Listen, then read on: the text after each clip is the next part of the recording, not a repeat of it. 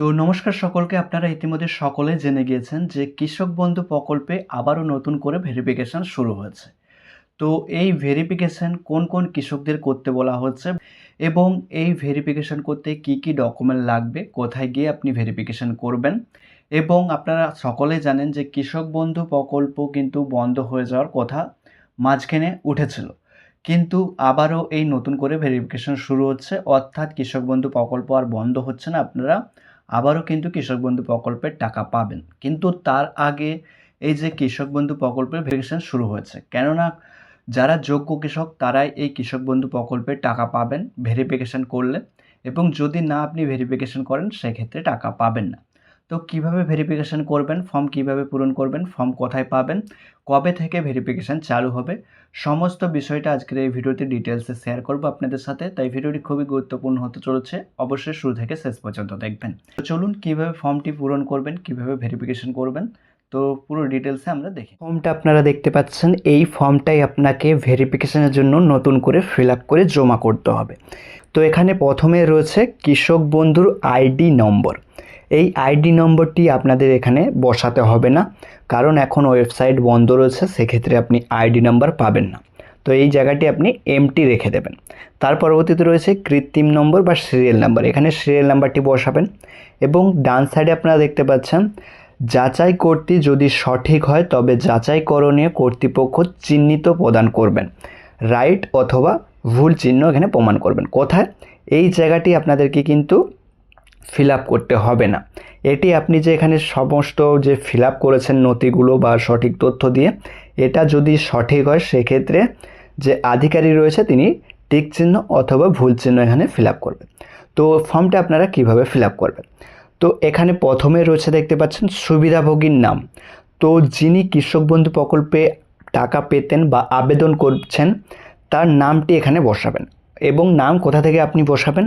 আপনার যে রেকর্ড রয়েছে জমির, সেই জমির রেকর্ড, অথবা আপনি যেই ব্যাংকে কৃষক বন্ধুর টাকা পেতেন সেই ব্যাংকে যেরকম নাম রয়েছে সেই নামই কিন্তু এখানে আপনাদেরকে পুরো সেম ফিল আপ করতে হবে। এই দুটো দেখে আপনি যে কোনো একটা ফিল আপ করবেন।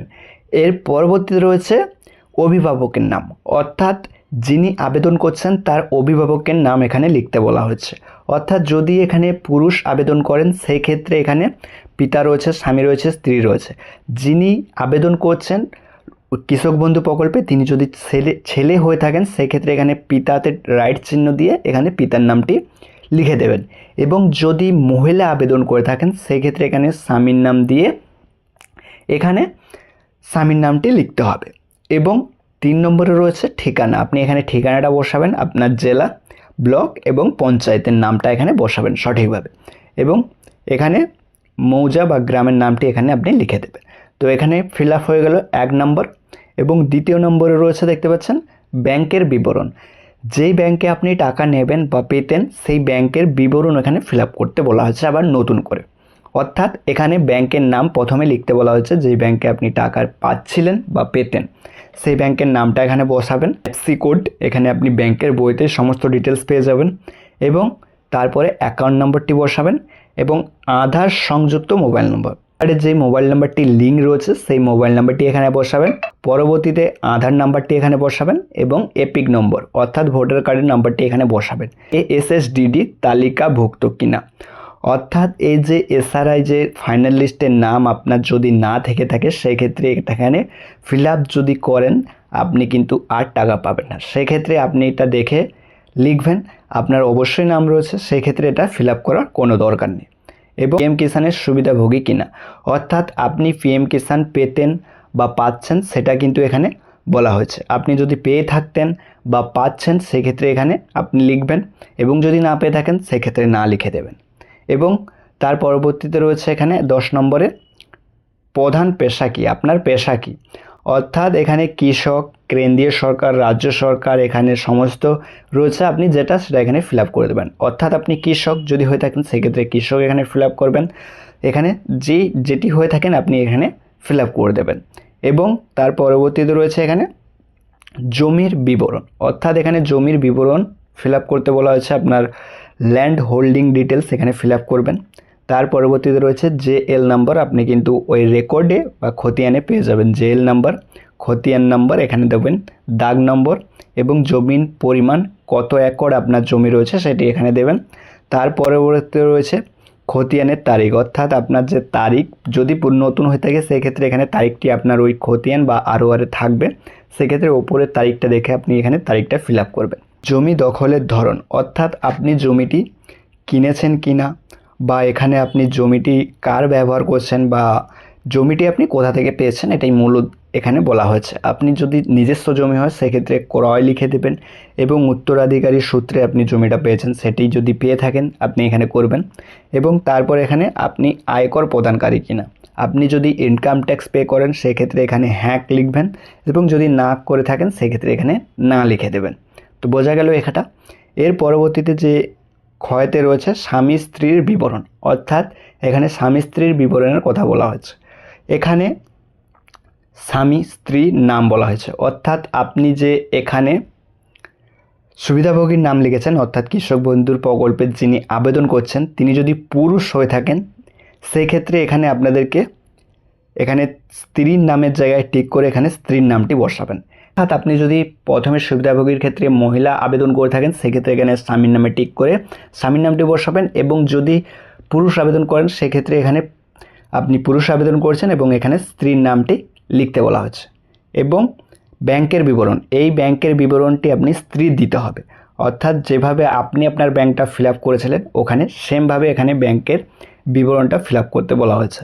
এখানে ব্যাংকের শাখার নাম দেবেন যেরকমভাবে আপনি ওপরের ফর্মটা ফিল আপ করেছেন, এবং IFSC code, bank account number, আধারযুক্ত মোবাইল নাম্বার এবং Aadhaar card number, EPIC number এবং কেএনভি, অর্থাৎ এখানে সুবিধাভোগী কিনা সেক্ষেত্রে এখানে আপনি লিখে দেবেন, যদি সুবিধাভোগী হয়ে থাকে কেএনবির তো সেক্ষেত্রে এখানে দেবেন, এবং যদি এএসডিডির যদি তালিকাভুক্ত হন কিনা সেক্ষেত্রে এখানে টিক করবেন, যেমন আপনি উপরের ফর্মটা ফিল আপ করেছেন, এবং পিএম কিষাণের সুবিধাভোগী পান কিনা এবং পেশা কি, এখানে সমস্ত ডিটেলস ওপরে আপনি এই ফর্মটা ফিল আপ করলেই কিন্তু আপনি এখানটাই ফিল আপ করতে পারবেন। এবং এখানে তার পরবর্তীতে বলা হয়েছে অঙ্গীকারপত্র, এখানে রয়েছে আপনি এই যে ওপরের সমস্ত তথ্যগুলো ফিল আপ করেছেন সেগুলো সঠিক কিনা, এবং যদি সঠিক না হয়ে থাকে সেক্ষেত্রে আপনাকে অন্য কিছু পদক্ষেপ আপনার বিরুদ্ধে নেওয়া হতে পারে। তার পরবর্তীতে রয়েছে সুবিধাভোগীর নাম, যিনি আবেদন করছেন তার স্বাক্ষর কিন্তু এখানে দিতে হবে, এবং যদি স্বাক্ষর না দিতে পারেন সেক্ষেত্রে টিপসই আপনি কিন্তু করতে পারেন। এবং তার পরবর্তীতে এই যে ফর্মটা দেখতে পাচ্ছেন এই ফর্মটা কিন্তু আপনাদেরকে ফিল আপ করা দরকার নেই, এখানেই লেখা রয়েছে শুধুমাত্র অফিসার যারা রয়েছে তারাই কিন্তু এটা ফিল আপ করবেন, তো সেক্ষেত্রে এটা আপনার ফিল আপ করার দরকার নেই। এবং এই ভেরিফিকেশন করার জন্য এখানে কিন্তু ডকুমেন্টস কী কী লাগবে সেটা কিন্তু বলা হয়নি, তো কী কী ডকুমেন্ট লাগবে চলুন দেখে। তো কী কী ডকুমেন্ট লাগবে, তো এখানে যে ফর্মটা রিলিজ করা হয়েছিল 3/7/2026 এই ফর্মে কিন্তু আপনাদেরকে ডকুমেন্টস কী কী লাগবে সেটা কিন্তু বলে দেওয়া হয়েছিল। তো এখানে দেখতে পাচ্ছেন এখানে 4 নাম্বারটা আপনি দেখবেন, photocopy of Aadhaar of the beneficiary, voter card দিতে বলা হয়েছে দুজনেরই, এবং খতিয়ান এখানে যে আপনার জমির যে রেকর্ড রয়েছে সেটা দিতে বলা হচ্ছে, এবং তারপরে ব্যাঙ্ক অ্যাকাউন্টের ডিটেলস, এখানে আপনার যে ব্যাঙ্ক অ্যাকাউন্ট সেই দুটো ব্যাঙ্ক অ্যাকাউন্ট সমস্ত কিন্তু আপনাদেরকে স্বামী স্ত্রীর মিলে কিন্তু আপনাদেরকে ডবল এখানে দিতে বলা হবে, অর্থাৎ এখানে আধার কার্ড দিতে বলা হয়েছে, ভোটার কার্ড, এবং এখানে যে আপনার আরওআর বা খতিয়ান নম্বর রয়েছে বা যে সেটা দিতে বলা হয়েছে, এবং ব্যাঙ্ক অ্যাকাউন্টে দিতে বলা হয়েছে। তো এইগুলো কিন্তু আপনাদেরকে অবশ্যই দিতে হবে। এবার আসি ফর্মটা আপনারা কোথায় পাবেন। এই ফর্মটা কিন্তু আপনারা অনলাইনে পাবেন না বা ফিল আপ এখনও কিন্তু শুরু হয়নি। এই যে ফর্মটা আপনারা দেখলেন, আপনারা কিন্তু আপনাদের জেলায় জেলায় ক্যাম্প বসানো হবে, সেই ক্যাম্পে গিয়ে কিন্তু আপনারা ফর্মটা সংগ্রহ করবেন এবং এইসব ডকুমেন্টসগুলো নিয়ে যাবেন জেরক্স, এখানে ফিল আপ করার পর ওখানেই কিন্তু যে আধিকারিকরা রয়েছে তারা জমা নিয়ে নেবে। এটা কিন্তু এখনও চালু হয়নি, আপনাদের জেলায় জেলায় কিন্তু ক্যাম্প বসানো হবে, এখনও কিন্তু শুরু হয়নি। যবে থেকে শুরু হবে বা ঘোষণা করা হবে অবশ্যই আপনারা ভিডিওর মাধ্যমে জানতে পারবেন। তো এই যে ফর্মটা এখন আপনারা দেখে নিন, এই ফর্মটা কীভাবে ফিল আপ করবেন। তো এই ফর্মটাই কিন্তু আপনাদেরকে নতুন করে ভেরিফিকেশান করতে হবে ওই আপনাদের জেলা থেকে, যে ক্যাম্প বসবে ওখান থেকে নিয়ে। তো আশা করি আপনাদেরকে বোঝাতে পারলাম। এই ছিল আজকের ভিডিও। তো ভিডিওটি ভালো লেগে থাকলে অবশ্যই একটি লাইক করবেন, চ্যানেলে নতুন আসলে অবশ্যই চ্যানেলটিকে সাবস্ক্রাইব করে পাশে থাকা বেল বাটনটি অল নোটিফিকেশন করে রাখবেন এবং ভিডিওটি যদি ফেসবুক থেকে দেখে থাকেন অবশ্যই পেজটিকে ফলো করে রাখতে ভুলবেন না এরকমই গুরুত্বপূর্ণ আপডেটগুলো সবার আগে পেতে। তো চলুন দেখা হচ্ছে আরেকটা নতুন কোনো ভিডিওতে। ততক্ষণ আপনারা ভালো থাকবেন, সুস্থ থাকবেন। ধন্যবাদ।